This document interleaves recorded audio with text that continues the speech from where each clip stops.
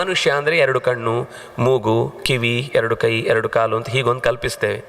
ದೇವರನ್ನು ಇಷ್ಟೇ ಲಕ್ಷಣದಲ್ಲಿ ಹೀಗೇ ಇರುವುದು ಅಂತ ನೀನು ತೀರ್ಮಾನ ಮಾಡಲಿಕ್ಕೆ ಹೀಗೂ ಇರ್ತಾನೆ, ಹೀಗೇ ಇರ್ತಾನೆ ಅಲ್ಲ, ಹೀಗೂ ಇರ್ಬೋದು. ಅವನು 1000 ಕೈ ಇರ್ಬೋದು.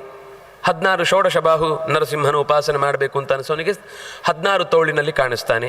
8 ತೋಳಿನ ಚಿಂತನೆ ಮಾಡಬೇಕಾದ್ರೆ 8 ತೋಳಿನಂತೆ ಕಾಣ್ತಾನೆ. ಅರ್ಜುನನಿಗೆ ತೇನೈವ ರೂಪೇಣ ಚತುರ್ಭುಜೇನ ಅಂತ ಕೇಳಿದರೆ ಅವನು 4 ರೂಪದಲ್ಲಿ ಕಾಣ್ತಾನೆ. ಇಲ್ಲ ನನಗೆ 2 ರೂಪದಲ್ಲಿ ಬೇಕು ಅಂತ ಕೇಳಿದ್ರೆ 2 ರೂಪದಲ್ಲಿ ಕಾಣುತ್ತೆ. ಅವನಿಗೆ ಇದೇ ಒಂದು ಪರ್ಟಿಕ್ಯುಲರ್ ಆದ ರೂಪ ಅಂತ ಹೇಳಲಿಕ್ಕೆ ಬರುವುದಿಲ್ಲ. ಹಾಗಾದರೆ ಶಬ್ದ ನಮಗೇನು ಹೇಳುತ್ತೆ ಅಂದರೆ, ನೀನು ಮಣ್ಣನ್ನು ಕಂಡಿದ್ಯಲ್ವಾ, ಅವನು ಮಣ್ಣಲ್ಲ. ನೀರನ್ನು ಕಂಡಿದ್ಯಲ್ವಾ, ನೀರಲ್ಲ. ಸದ್ದು ಅಶಬ್ದಂ, ಅಸ್ಪರ್ಶಂ, ಅರೂಪಂ, ಅಗಂಧಂ, ಅರಸಂ, ಯಾವುದೇ ರೀತಿಯ ಜಗತ್ತಿನಲ್ಲಿ ಕಾಣುವಂತಹ ಮಣ್ಣು, ನೀರು, ಗಾಳಿ, ಬೆಂಕಿ, ಆಕಾಶದಂಥ ವಸ್ತುವಿನಿಂದ ಏನು ಜಗತ್ತಿನ ನಿರ್ಮಾಣವಾಗಿದೆ, ಇದೆಲ್ಲವನಿಂದ ನಿರ್ಮಾಣ ಆಗಿದೆ. ಆದರೆ ಅವನು ಅದಲ್ಲ. ಈ ಜಗತ್ತು ಇರುವುದು ಹೌದು, ಆದರೆ ಅವನು ಅದಲ್ಲ, ಅದಕ್ಕಿಂತ ಆಚೆಗಿದ್ದಾನೆ. ಶಬ್ದ ನಮ್ಗೆ ಇಷ್ಟೇ ಹೇಳುವುದು. ಅವನು ಹೇಗಿದ್ದಾನೆ ಅಂತಂದರೆ ನೀನು ತಿಳಿದುಕೊಂಡಂತಿಲ್ಲ ಅಂತಷ್ಟೇ. ಇದರ ಮೇಲೆ ಯಾಕದು ಹಾಗಾಯಿತು? ನಮ್ಗೆ ಯಾಕೆ ಕಾಣಲಿಕ್ಕಾಗ್ತಾ ಇಲ್ಲ, ನಮ್ಗೆ ಯಾಕೆ ನೋಡ್ಲಿಕ್ಕಾಗ್ತಾ ಇಲ್ಲ, ನಮ್ಗೆ ಯಾಕೆ ಕೇಳಲಿಕ್ಕಾಗ್ತಾ ಇಲ್ಲ ಅವನ ಬಗ್ಗೆ? ನಾರದರಿಗೆ ಪರಮಾತ್ಮನ ದನಿಯ ಅನುಭವ ಆಗಿ ಪೂರ್ವಜನ್ಮದಲ್ಲಿ ಮುಂದೆ ಭಗವಂತನನ್ನು ಕಾಣುವ ದೀಕ್ಷೆಯನ್ನು ಭಗವಂತ ಕೊಡ್ತೇನೆ ಅಂತ ಹೇಳಿದ್ದಕ್ಕೆ ಸುಮ್ಮನಾದರೂ ಸಾಧನೆ ಮಾಡ್ತಾ ಹೋದರು. ಹಾಗೆ ಭಗವಂತನ ದನಿ ನಮ್ಗೆ ಯಾಕೆ ಕೇಳಿಸ್ತಾ ಇಲ್ಲ, ಭಗವಂತನ ರೂಪ ಯಾಕೆ ಕಾಣಿಸ್ತಾ ಇಲ್ಲ ಅಂದರೆ, ನಮ್ದು ಈಗ ಇರುವಂತಹದ್ದು ಮಣ್ಣು, ನೀರು, ಗಾಳಿ, ಬೆಂಕಿ, ಆಕಾಶದಿಂದ ಉಂಟಾದ ಶರೀರ. ಈ ಶರೀರಕ್ಕೆ ಮಣ್ಣು, ನೀರು, ಗಾಳಿ, ಬೆಂಕಿ, ಆಕಾಶದಿಂದ ಉಂಟಾದ ವಸ್ತುಗಳ ಗ್ರಹಿಕೆಗೆ ಬೇಕಾದ ಇಂದ್ರಿಯಗಳಿವೆಯೇ ಹೊರತು ಇದರ ಆಚೆಗಿರುವಂತಹ ಶಕ್ತಿಯನ್ನು ನೋಡಲಿಕ್ಕೆ ಈ ಮಣ್ಣು, ನೀರು, ಗಾಳಿ, ಬೆಂಕಿ, ಆಕಾಶಗಳದ್ದೇ ಒಂದು ಕವರ್.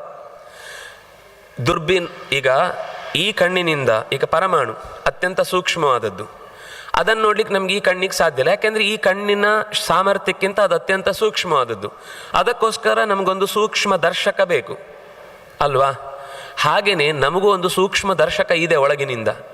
ಅದು ಈಗ ಹೊರಗೆ ಪೊರೆ ಬಂದಿದೆ. ಈ ಮಣ್ಣಿನ ಕಣ್ಣು ಅನ್ನೋದು ಅದು ಪೊರೆ. ಆ ಮಣ್ಣಿನ ಕಣ್ಣಿನ ದಾಟಿ ಹೊಸ ಕಣ್ಣು ಎನಗೆ ಹಚ್ಚಲಿಬೇಕು ಜಗದಂಬೆ. ನನಗೆ ಒಳಗಿನಿಂದ ಜೀವದ ಒಂದು ಕಣ್ಣಿದೆ. ಆ ಕಣ್ಣು ಒಳಗಿನ ತಿಳಿಗಣ್ಣು. ಯಾಕೆಂದರೆ ಅದಕ್ಕಿಂತ ಹೊರಗೊಂದು ಮನಸ್ಸಿಗೂ ಒಂದು ಕಣ್ಣು ಮುಚ್ಚಿದ್ರೂ ಒಂದು ಕಾಣ್ತಾ ಇರುತ್ತೆ. ನಾವು ಕಣ್ಣು ಮುಚ್ಚಿದಾಗ ನಾವು ಏನೇನು ಅಂದ್ಕೊಂಡಿರ್ತೀವೋ ಅದು ಕಾಣುತ್ತೆ. ಕಣ್ಣು ಮುಚ್ಚಿದಾಗ ಏನೇನೋ ಕಾಣುತ್ತೆ ಅಂತ ನಾವು ಅಂದ್ಕೊಂಡ್ರೆ ಏನೇನೋ ಕಾಣೋದಿಲ್ಲ. ನಾವು ಹಿಂದೆ ಯಾವತ್ತೋ ನೋಡಿದ್ದು ಕೇಳಿದ್ದು ನೋಡಬೇಕು ಅಂತ ಅಂದ್ಕೊಂಡದ್ದೇ ಕಾಣುವುದು. ಅದನ್ನಾಗಿ ನಾವು ದೇವರನ್ನು ನೋಡಿಲ್ಲ, ಕಣ್ಣು ಮುಚ್ಚಿದಾಗ ದೇವರು ಕಾಣಿಸ್ತು ಅಂದರೆ ನೀನು ಮೊದಲು ಕಣ್ಣು ಬಿಟ್ಟು ನೋಡಿದಾಗಲೇ ಕಾಣಲಿಲ್ಲ, ಕಣ್ಣು ಮುಚ್ಚಿದಾಗ ಆ ದೇವರು ಹೆಂಗೆ ಕಾಣ್ತಾನೆ? ಹಾಗಾದರೆ ನಾವು ಕಂಡದ್ದು ದೇವರಂತೆ ಇರಬಹುದಾದ ಒಂದು ಪ್ರತೀಕದ ಗ್ರಹಣ ಹೊರತು ಅದು ದೇವರಲ್ಲ. ಹಾಗಾದರೆ ಅಲ್ಲೊಂದು ಕಣ್ಣಿದೆ, ಮನಸ್ಸಿನ ಕಣ್ಣು.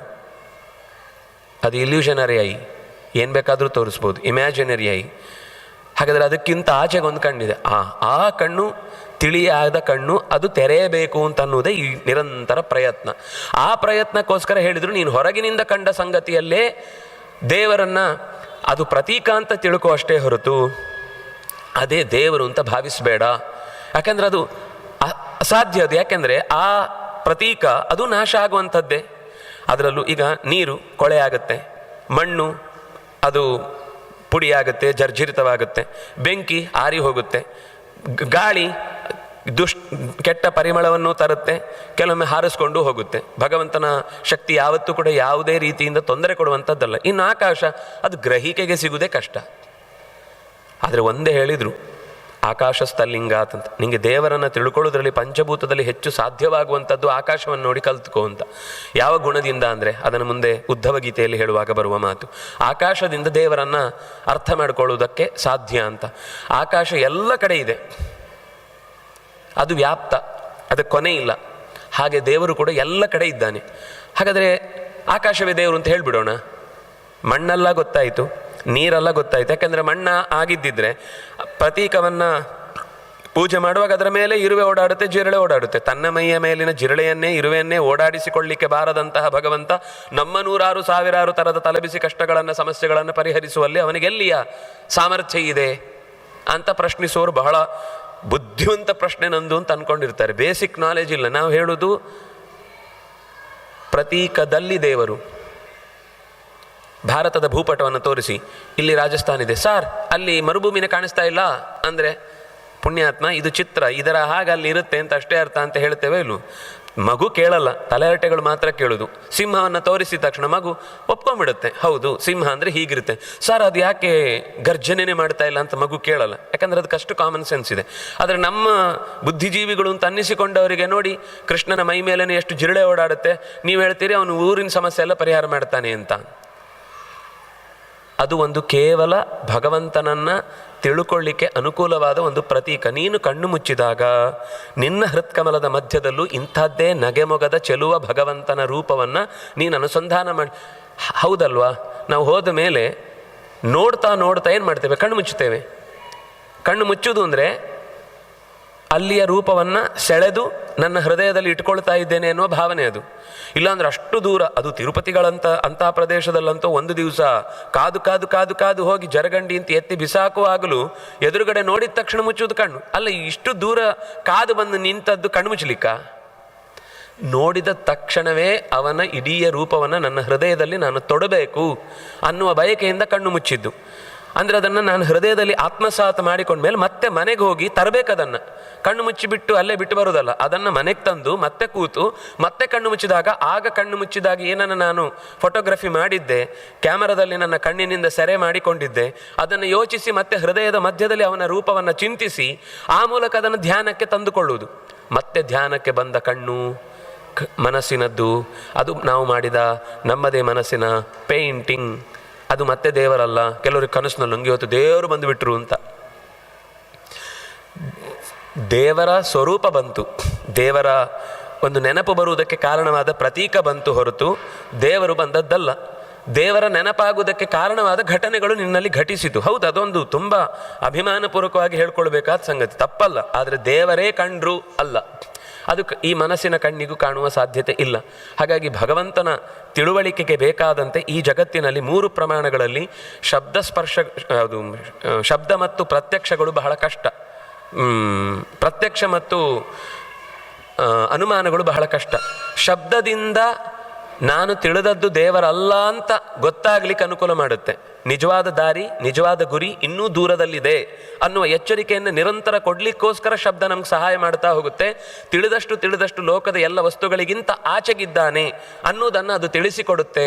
ಅದರಿಂದಾಗಿ ಶಬ್ದದಿಂದ ನಾನು ಅದಕ್ಕೆ ಹೇಳುವುದು ಅವಚನೇನೈವ ಪ್ರೋವಾಚ ಅಂತ. ತಿಳಿಸಲಾಗದ ಪದದಿಂದಲೇ ತಿಳಿಸುವ ಸಾಹಸಕ್ಕೆ ಉಪನಿಷತ್ತು ಅಂತ ಹೆಸರು.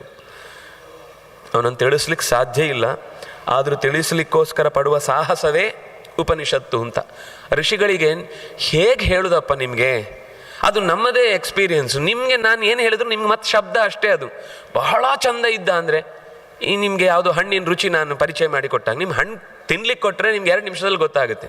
ಮಾವಿನ ಹಣ್ಣಿನ ಸ್ವೀಕರಣೆ ಹೇಗಿರುತ್ತೆ ಅಂದರೆ, ನಾನು ಅರ್ಧ ಗಂಟೆ ಉಪನ್ಯಾಸ ಮಾಡಿದ್ರು ನೀವು ಬಾಯಲ್ಲಿ ಜೊಲ್ಲು ಸುರಿಸ್ಬೋದು ಹೊರತು ರುಚಿ ಅಂತೂ ಗೊತ್ತಾಗಲ್ಲ. ರುಚಿ ಗೊತ್ತಾಗಬೇಕಂದ್ರೆ ಒಂದು ಸಿಪ್ ಮಾಡಬೇಕು. ಹಾಗೆಯೇ ಭಗವಂತನ ಬಗ್ಗೆ ಜ್ಞಾನಿಗಳು ಎಷ್ಟೇ ಹೇಳಿದರು ಅದು ಅವರದ್ದೇ ಆದ ಒಂದು ಎಕ್ಸ್ಪೀರಿಯನ್ಸ್ ಹೊರತು ಅದನ್ನು ಪದದಿಂದ ಹಿಡಿಯುವ ಪ್ರಯತ್ನದಲ್ಲಿ ಒಂದಿಷ್ಟು ಲೋಕದಲ್ಲಿ ನಾವು ತಿಳಿದ ಎಕ್ಸ್ಪೀರಿಯನ್ಸ್ಗಿಂತ ಬೇರೆ ಅದು ಅನ್ನೋದು ತಿಳಿಯಬಹುದಷ್ಟೇ ಹೊರತು ಆ ಎಕ್ಸ್ಪೀರಿಯನ್ಸ್ ನಾವೇ ಮಾಡಿಕೊಳ್ಬೇಕು. ಅದಕ್ಕೋಸ್ಕರ ಸತ್ಯಂ ಪರಂ ಧೀಮಹಿ. ಹಾಗಾಗಿ ನಾವೇ ಧ್ಯೇನಿಸುತ್ತೇವೆ ಎಂಥವನನ್ನು? ಸತ್ಯಂ, ಸತ್ಯವಾದ ಈ ಜಗತ್ತನ್ನು ನಿರ್ಮಿಸುವ, ಸತ್ಯವಾದ ಈ ಜಗತ್ತಿನ ಎಲ್ಲ ಆಗುಹೋಗುಗಳನ್ನು ಆಗಗೊಡುವ ಭಗವಂತನನ್ನು ಧ್ಯೇನಿಸುತ್ತೇನೆ, ಧ್ಯಾನಿಸುತ್ತೇನೆ ಅಂತ ಮೊದಲಿನ ಪದ್ಯದಲ್ಲಿ ಹೇಳಿದರು. ಈ ನಿರಸ್ತ ಕುಹಕಂ ಅನ್ನೋ ಶಬ್ದನ್ನು ಮತ್ತೆ ಮತ್ತೆ ಮತ್ತೆ ಮತ್ತೆ ನಾವು ನೆನ್ಪಿಟ್ಕೊಳ್ಬೇಕು. ಮುಂದೆ ಎಲ್ಲ ಕಡೆಯಲ್ಲೂ ಕೂಡ ಈ ಪ್ರಶ್ನೆಗಳೆಲ್ಲ ನೋಡುವಾಗ ತುಂಬ ರಿಲೆವೆಂಟು ಅಂತ ಅನಿಸುತ್ತೆ. ಹೌದಲ್ವಾ? ದೇವರೇ ಮೋಸ ಮಾಡ್ತಾನಲ್ವಾ, ಹಾಗೆ ಮಾಡ್ತಾನಲ್ವಾ, ಹೀಗೆ ಹೌದು, ಪ್ರಶ್ನೆ ಬರೋದು ತಪ್ಪಲ್ಲ. ಪ್ರಶ್ನೆ ಬರುತ್ತೆ, ಪ್ರಶ್ನೆ ಬರಬೇಕು. ಪ್ರಶ್ನೆ ಬರ್ತಾ ಇದೆ ಅಂದರೆ ಬೆಳೀತಾ ಇದ್ದಾನೆ ಮನುಷ್ಯ ಅಂತ ಅರ್ಥ. ನಿಜವಾಗಿಯೂ ತುಂಬ ಇವತ್ತು ಶಾಲೆಗಳಲ್ಲೋ ಕಾಲೇಜುಗಳಲ್ಲೋ ಪ್ರಶ್ನೆ ಕೇಳೋದು ಅಂದರೆ ಒಂಥರ ಅವಮಾನ ಅಂತ ಅಂದ್ಕೊಂಡು ಬಾಯೇ ಬಿಡೋದಿಲ್ಲ. ಪರೀಕ್ಷೆಯಲ್ಲಿ ಫೇಲ್ ಆದರೂ ತೊಂದರೆ ಇಲ್ಲ, ಪ್ರಶ್ನೆ ಕೇಳಿದರೆ ಅವಮಾನ ಆಗುತ್ತೆ ಅಂತ. ಆದರೆ ನಿಜವಾಗಿ ನೀವು ಈ ಇಡೀ ರಾಮಾಯಣ ಅಥವಾ ಮಹಾಭಾರತ ಪುರಾಣ ಎಲ್ಲೇ ನೋಡಿ ಅವ್ರದ್ದೊಂದು ಪ್ರಶ್ನೆ ಇರುತ್ತೆ. ಈ ಗೀತೆಯಲ್ಲಿ ಅರ್ಜುನ ಪ್ರಶ್ನೆ ಕೇಳಿದ, ತತ್ಕಿಂ ಕರ್ಮಣಿ ಘೋರೇ ಮಾಂ ನಿಯೋಜಯಿಸಿ ಕೇಶವ. ನೀನು ಒಂದು ಕಡೆ ಜ್ಞಾನಶ್ರೇಷ್ಠ ಅಂತೆ, ಒಂದು ಕಡೆ ಕರ್ಮಶ್ರೇಷ್ಠ ಅಂತೆ, ನನ್ನನ್ನು ಎಲ್ಲಿ ಸೇರಿಸಬೇಕು ಅಂತ ಗೊತ್ತಾಗದಾಗೆ ವ್ಯಾಮಿಶ್ರಣೀವ ವಾಕ್ಯೇನ ಬುದ್ಧಿಂ ಮೋಹಯಸೀವಮೇ ಅಂತ ಚಂಚಲಂ ಹಿ ಮನಃ ಕೃಷ್ಣ ಪ್ರಮಾತಿ ಬಲವದೃಢಂ. ನಾನು ಇದರಲ್ಲಿ ಯಾವುದನ್ನು ಹೇಗೆ ಮನಸ್ಸನ್ನು ನಿಗ್ರಹ ಮಾಡಬೇಕು ಅಂತ ಈ ರೀತಿ ಕೇಳಿದ ಪ್ರಶ್ನೆಗಳಿಂದಲೇ ಅರ್ಜುನನಿಗೆ ಮತ್ತಷ್ಟು ಉತ್ತರಗಳು ಬಂದವು.